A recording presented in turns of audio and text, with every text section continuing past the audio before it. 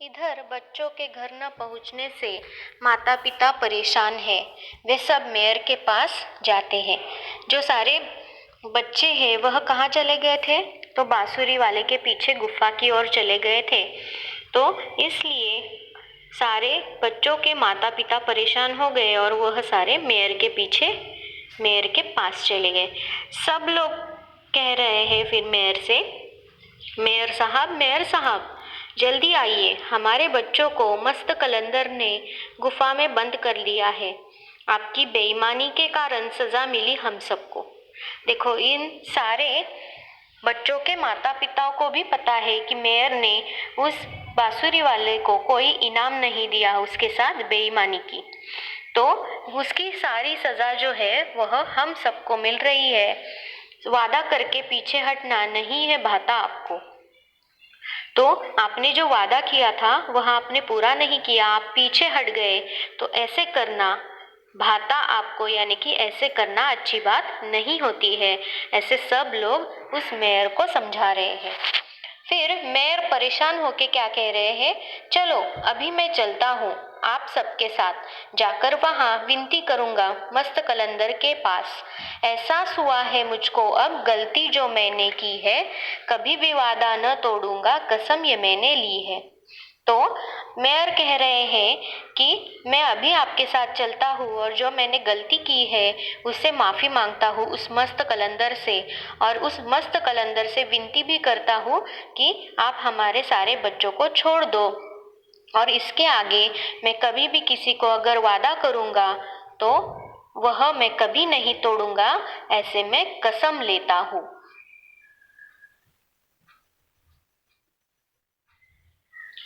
Mayor और सब लोग बांसुरी वाले के पास चले जाते हैं।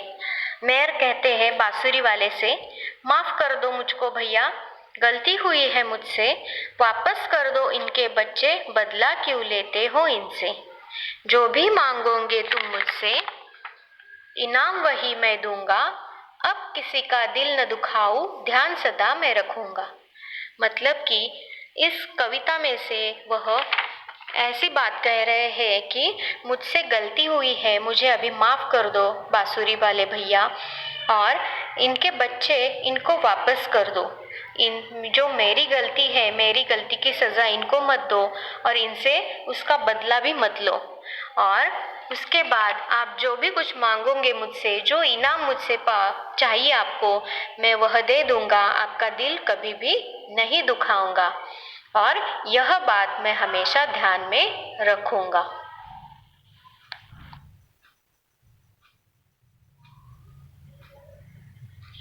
बांसुरी वाला मेयर से कहते हैं, ठीक है, अगर आप कहते हो तो मैं बच्चों को छोड़ देता हूँ, परंतु एक बात हमेशा ध्यान में रखना कि कभी भी किसी का दिल मत दुखाना। मुझे इनाम में केवल रहने के लिए स्थान व सब लोगों का साथ ही चाहिए।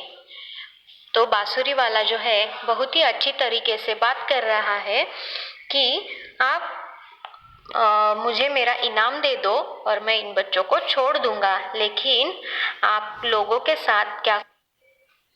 इस तरह बांसुरी वाला कह रहा है कि आपके बच्चे मैं छोड़ देता हूँ, लेकिन आप यह हमेशा ध्यान में रखिए कि कभी भी किसी का दिल मत दुखाइए, और केवल इनाम रहने के लिए स्थान व सब लोगों का साथ ही चाहिए।